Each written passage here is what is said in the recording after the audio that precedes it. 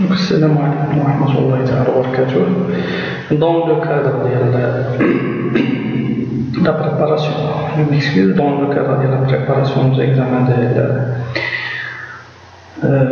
l'aptitude professionnelle, permettez-moi de vous présenter la promulgation de la loi cadre. C'était la loi 39. 09. Actuellement, c'est la loi 0622. Donc, la réforme tient le système national de la santé et du projet royal à la généralisation de la couverture sociale pour tous les Marocains. Donc, ce grand chantier a exigé la réforme et la révision de l'arsenal juridique régissant du système national de la santé. Donc, en se basant sur plusieurs principes, à savoir l'implication de tous les intervenants et le partenariat coopéré de tous les intervenants. Donc, la réforme du système national de la santé vise à rééquilibrer l'offre de soins au niveau national et la correction des lacunes reconnues dans l'offre de soins. Et bien sûr, l'opérationnalisation de le rôle des établissements de soins de santé primaire et l'adoption d'une politique pharmaceutique raisonnable et innovante. Donc, les principes sur lesquels s'est basée la réforme de la loi cadre et du système national de la santé en général. Concernant l'article 2 de cette loi, il parle de la vision du ministère de la Santé qui est la santé collective ou la santé publique à travers la prévention des risques qui menacent la santé de la population et la garantie d'une vie saine pour toute la population dans un environnement sain. Pour les objectifs en matière de la santé, le ministère de la Santé vise, à travers ses activités, à faciliter l'accès des populations aux soins, assurer la répartition équitable et équilibrée des ressources au niveau national de l'offre de soins, territorialisation de l'offre de soins à travers la création des groupes sanitaires territoriaux, la garantie de la souveraineté médicamenteuse à travers la production locale de médicaments et la qualité et la sécurité de ces médicaments, le développement et la rénovation des dispositifs de protection sanitaire, la réorganisation de la filière de soins et la numérisation du système national de la santé, le renforcement de l'encadrement médical et de la formation du personnel de la santé, la valorisation et la qualification des ressources humaines, l'opérationnalisation du mécanisme de partenariat public-privé, l'encouragement de la recherche scientifique et l'innovation dans le domaine de la santé. Donc, la définition du système national, donc un système c'est un ensemble d'éléments combinés, c'est la combinaison de plusieurs éléments qui travaillent en collaboration afin d'atteindre un objectif bien déterminé. Dans ce cas, si on parle d'un système national de santé, c'est l'ensemble des établissements, institutions, organisations, actions et ressources qui leur sont engagés, intervenant dans le domaine de la protection de la santé, que ce soit dans le secteur public ou le privé, niveau national ou régional, organisé pour la réalisation des objectifs de la santé. Donc, les objectifs qu'on vient de citer, l'article 2. Concernant les principes du système national de la santé, ce sont les suivants. Donc, l'égalité dans l'accès aux soins. Donc, c'est un principe primordial, la continuité de l'offre de soins, la justice et l'équilibre dans la répartition, la bonne gouvernance, l'adoption de l'approche lente, la gestion basée sur les résultats. La gestion basée sur les résultats, c'est la contractualisation, c'est le plan quinquennal et tout ça.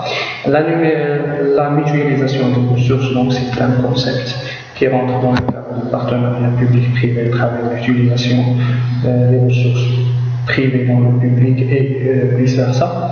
L'implication et la participation de tous les des états de l'implication, bien sûr, c'est l'approche participative à travers l'implication de tous les intervenants afin de réaliser les objectifs du ministère de la Santé.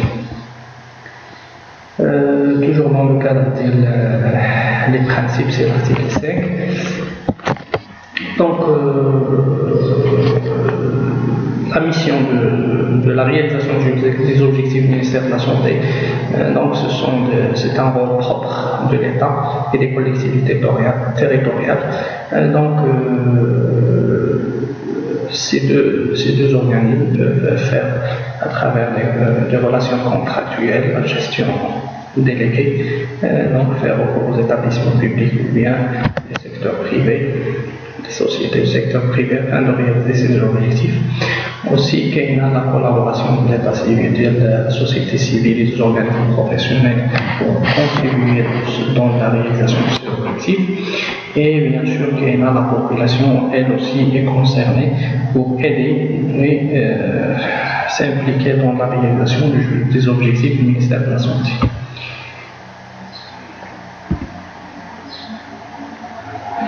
Concernant l'article 6, il parle des droits et devoirs des populations. Donc les droits de la population, le système national de la santé, c'est le droit à l'information. Donc l'information relative aux situations épidémiologiques et tout ce qui est risque, tous les risques qui menacent la santé de la population doivent être communiqués à la population.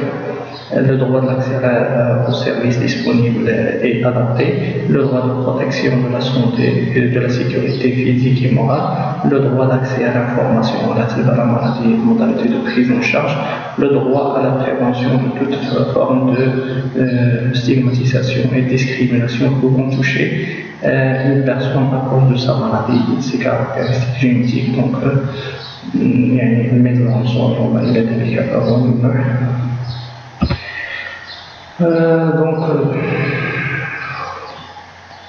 L'État aussi doit assurer la disponibilité des médicaments. Donc, c'est parmi les missions du ministère de la Santé, c'est d'assurer la disponibilité, la qualité, l'accessibilité à prix abordable des médicaments et des dispositifs médicaux. Donc, l'amélioration et le développement d'une production locale de médicaments.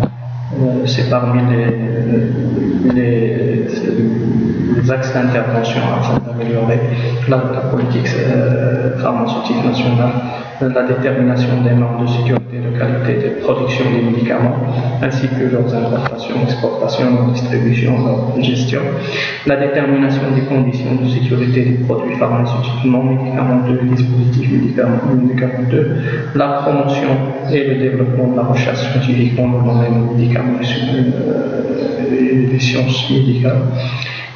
Donc l'État est aussi appelé à assurer la disponibilité du sang et de ses dérivés et assurer la qualité et la sécurité de ces produits. Donc à travers cette loi, il y aurait la création d'un établissement qui sera un établissement public dont la mission principale c'est la gestion des médicaments et tous ces aspects de la politique pharmaceutique, ainsi qu'un établissement qui sera dédié à la gestion du sang et de ses dérivés.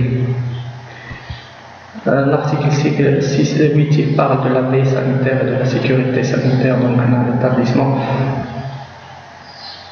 ou bien l'État est appelé à prendre les mesures nécessaires pour prévenir les discriminations de la santé à travers une politique communautaire complémentaire intégrée et coordonnée entre le secteur public et privé. L'État prend toutes les dispositions nécessaires à la protection de la population des épidémies et maladies transmissibles, limiter leur propagation et limiter les risques pour en résulter. Donc, dans ce cadre, toute personne est tenue à respecter les mesures préventives exigées par les autorités locales et les autorités sanitaires. Donc, les autorités sanitaires publiques sont tenues en cas d'atteinte de maladies à risque épidémique de mettre en place les mesures nécessaires et de prendre les mesures nécessaires pour la personne, c'est-à-dire ce qu'on appelle l'isolement, toute action, la vaccination et toute autre mesure qui peut limiter la propagation de la maladie. Ces mesures peuvent être appliquées aussi au sujet contact. C'est toujours comme le cas de la pandémie à Covid. Donc il y avait l'isolement, il y avait la vaccination, il y avait la fermeture des frontières, il y avait beaucoup d'actions qui ont été prises par les autorités et qui ont été impératifs pour la population. Et bien sûr, ces actions doivent concerner à la fois la personne atteinte et ses contacts. L'article 10 il parle de l'offre de soins, donc c'est une définition simple de l'offre de soins. L'offre de soins englobe plusieurs éléments, à savoir les ressources humaines, l'infrastructure du secteur public et privé, les autres structures de santé fixes et mobiles. Structures de santé fixes et mobiles, c'est-à-dire l'hôpital mobile, c'est-à-dire les moyens de transport, les ELSMUR, les SAMUSMUR, les ambulances et tout ça, ça rentre dans ce cadre. Et les autres moyens consacrés à la production et à la prestation des soins et services de santé. Donc, l'État est tenu de prendre les mesures nécessaires pour garantir l'équité et l'équilibre de la répartition de l'offre de soins, à condition de prendre en considération les spécificités et les besoins de chaque région. Les principes de l'offre de soins, donc l'organisation homogène du secteur public et privé, à but lucratif ou non, pour répondre pour une réponse réactive aux besoins de la santé à travers l'offre de soins, les services. Donc la mission du ministère de la Santé, c'est d'avoir cette homogénéité entre les deux secteurs, public et privé, donc éviter le cloisonnement qu'on vit actuellement entre les deux secteurs, afin de répondre et d'être réactif à la réponse aux besoins de la population, avoir une réponse efficace et efficiente à travers une offre de soins qui soit complémentaire, intégrée et coordonnée entre les deux secteurs.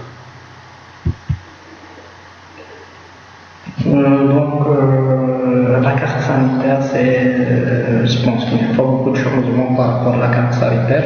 Il reste à rappeler que c'est la loi, donc il faut attendre les textes d'application, les décrets d'application de cette loi pour avoir plus de détails s'il y a un changement ou pas. Donc la carte sanitaire, c'était déjà mentionné dans l'ancienne loi cadre. Donc la carte sanitaire, c'est un outil d'organisation de l'offre de soins au niveau national et au niveau régional, donc sur la base du respect de la filière de soins. Donc dans le secteur public, il est exigé le passage à travers les établissements de santé primaire, et pour le secteur privé, le passage par un médecin généraliste. L'État assure la mise à niveau des infrastructures de santé pour garantir l'amélioration de l'offre de soins au secteur public. L'État, donc, il y a une actualité par rapport à l'engagement et le recrutement des compétences professionnelles de la santé, que ce soit des Marocains à l'étranger ou bien des étrangers, pour améliorer l'offre de soins et pour le transfert et la mutualisation des expertises et l'amélioration de la qualité de santé, des services de santé.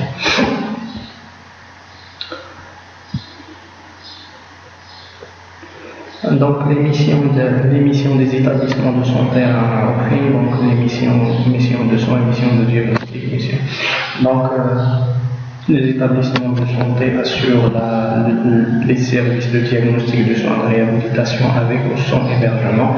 Avec hébergement, c'est l'hospitalisation, sans hébergement, c'est les hôpitaux de jour. Et les établissements de santé sont organisés pour assurer la sécurité des patients. Donc, dans chaque établissement, on doit veiller à la sécurité des patients. On doit veiller à leur accueil dans des conditions conformes à leur état de santé, et on doit veiller à ce qu'on soit prêt à transférer ou la référer patient ou usager dans son état de santé nécessite un transfert vers une autre structure pour compléter sa prise en charge. Donc l'organisation des établissements de santé du secteur public ou privé, quel que soit son statut juridique, sont soumises bien sûr à la réglementation en relation avec l'exercice des professions de la médecine et des autres professions, infirmières. Tout professionnel de la santé doit avoir des conditions exigées pour l'exercice des professions réglementées par la loi. Outre les principes suivants, doivent être pris en compte dans l'organisation des établissements de la santé, à savoir le respect des droits essentiels des personnes, le respect des normes de sécurité des usagers, les normes de sécurité des travailleurs et la sécurité au travail, la santé au travail, les normes de sécurité des constructions, des équipements, et donc on a les plans d'urgence et les plans d'évacuation et tout ça, donc les règles déontologiques et éthiques. Chaque profession a sa déontologie et a son éthique, donc doit être respectée comme la bioéthique et la bioéthique, c'est ça, la recherche dans le domaine de la santé, elle doit être respectée, les règles d'hygiène et les règles de bonne pratique aussi doivent être respectées. En plus des missions prévues dans l'article 15, les établissements de santé contribuent dans la formation continue dans le domaine de la santé. C'est un groupe de formation et donc encadrement des stagiaires et des sujets de mémoire et tout ça, ça rentre dans ce cadre.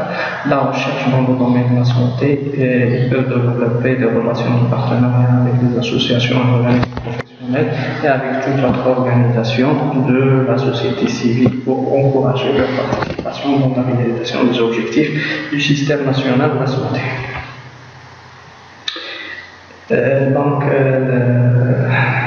La carte sanitaire qui est la régionale, qui est basée sur la nationale, donc la carte nationale, la carte sanitaire nationale, elle est basée sur une analyse globale de l'offre de soins disponibles et sur les données géographiques, démographiques et épidémiologiques au niveau national, afin de déterminer les orientations générales de la répartition de l'offre de soins. Au niveau régional, chaque GST, groupement sanitaire territorial, doit préparer la carte sanitaire régionale dans le cadre des orientations de la carte sanitaire nationale à travers un inventaire global de l'offre de soins disponibles, publics et privés, pour déterminer pour le secteur public les mesures, les dispositions nécessaires pour premièrement, répondre efficacement aux besoins de la population, à travers bien sûr une estimation prévisionnelle des besoins en ressources humaines, des établissements de santé, des lits locaux, des spécialités, des plateaux techniques fixes et mobiles, des équipements lourds et leur répartition. Permettre également l'homogénéité et l'équité dans la répartition des ressources humaines et des ressources financières au niveau régional et réduire les disparités et les inégalités intra-régionales en matière de l'offre de soins. C'est l'émission de la carte sanitaire. Donc la carte sanitaire régionale est mise en place pour une durée déterminée. Donc maintenant, on attend toujours les textes de loi réglementaires, les décrets et tout ça pour savoir la durée de la carte sanitaire régionale et la périodicité de sa révision. Bien sûr, la loi détermine que chaque carte sanitaire est mise en place pour une durée bien déterminée et révisée quand il y a des changements dans les orientations de la carte sanitaire nationale. Pour le partenariat public-privé, donc c'était prévu dans le texte des lois antérieures, mais il a été dans la loi cadre pour parler de l'utilisation des moyens, la mutualisation de l'utilisation des moyens, des équipements, des plateaux techniques disponibles chez les établissements de le secteur public et privé. Donc là, l'État prend les mesures nécessaires pour instaurer un partenariat entre les deux secteurs. En plus, elle a la création d'un mécanisme de coordination des activités de soins entre le secteur public et le secteur privé pour éviter le cloisonnement des deux secteurs. Donc, la manière de faire ce mécanisme n'est pas encore déterminés à travers le texte réglementaire. Les établissements publics peuvent faire recours au service des professionnels de santé du secteur privé pour réaliser des missions déterminées selon un texte organisationnel. Donc on attend toujours ces textes. Concernant la formation, la recherche, les ressources humaines, l'innovation, donc parmi les ajouts de cette réforme du système national de la santé, c'est la santé, la fonction publique sanitaire, donc qui vise à valoriser les ressources humaines à travers un statut bien déterminé qui comprend des garanties, les droits et obligations, la rémunération, un changement dans la rémunération qui sera composé de deux parties, une partie de rémunération fixe et une partie faite de salaire mobile, c'est-à-dire qui change en fonction des actes. L'État assure l'instauration du système de formation, donc la formation du professionnel de la santé, la responsabilité du ministère de la Santé, donc c'est elle qui doit assurer l'instauration du système, assurer sa rentabilité et sa qualité. Le système de formation vise à répondre aux besoins du pays dans le cadre de santé à travers bien sûr une formation de base, une formation professionnelle spécialisée des divers domaines de la santé sur des normes de qualité efficaces et efficientes. Donc, et la compétence, une formation continue pour toutes les catégories des cadres de la santé. Pour les établissements de formation dans le domaine de la santé, le secteur public et privé sont chargés des missions de formation de base spécialisée et de la formation continue dans les différentes spécialités conformément au texte réglementaire. Donc la formation fait à des instituts et les facultés publiques ainsi que privées. Donc l'État et les institutions publiques œuvrent pour la mise en place des mesures nécessaires pour l'encouragement des acteurs concernés pour développer des projets de recherche et d'innovation et la réalisation des programmes scientifiques spécifiques dans les domaines de la santé constituant une priorité nationale. Donc là, sujet donc parmi les priorités du ministère de la Santé. La numération du système national de la santé, donc pour le suivi des performances, l'évaluation et tout ça, la collecte, l'analyse des données, donc là, il y aurait recours à la création d'un système national de santé intégré en utilisant des applications, des interfaces web, tout ça, afin de faciliter le cycle de collecte et d'utilisation et d'exploitation de l'information. Donc ce système national sera réalisé, instauré par le ministère de la Santé et chaque mouvement sanitaire doit assurer la disponibilité de ce système et doit l'exploiter de manière efficace et efficiente. Et bien sûr, il y a aussi un autre volet dans ce système intégré, c'est un outil qui sera utilisé pour assurer et déterminer le parcours de soins des patients entre le public et le privé et les différents établissements de recours. C'est le dossier médical commun qui sera utilisé afin de transmettre les données et le dossier médical du patient entre les établissements dans le cadre de respect de la loi relative au traitement des données personnelles, des données à caractère personnel de la population. Aussi, il y a le système d'accréditation, donc c'est un système qui vise à instaurer un cycle d'amélioration de qualité, d'évaluation continue de la qualité des services offerts à la population. Donc c'est l'accréditation, c'est la haute autorité de santé qui sera chargée de la mise en place des normes nécessaires pour faire l'accréditation à travers des normes nationales adaptées au contexte national. Concernant les autorités de gestion et de gouvernance, donc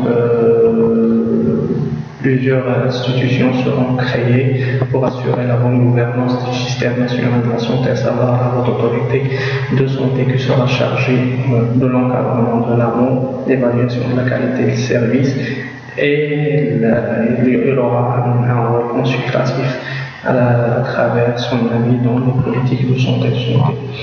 Les politiques publiques de santé, donc les groupements sanitaires à travers c'est la territorialisation de l'offre de soins qui sera obtenue à travers la création des groupements sanitaires territoriaux. Aussi, il y aurait la création d'un établissement public qui assure la gestion des produits de santé et des médicaments, et un autre établissement public qui va assurer la gestion du sang et dérivés. Donc,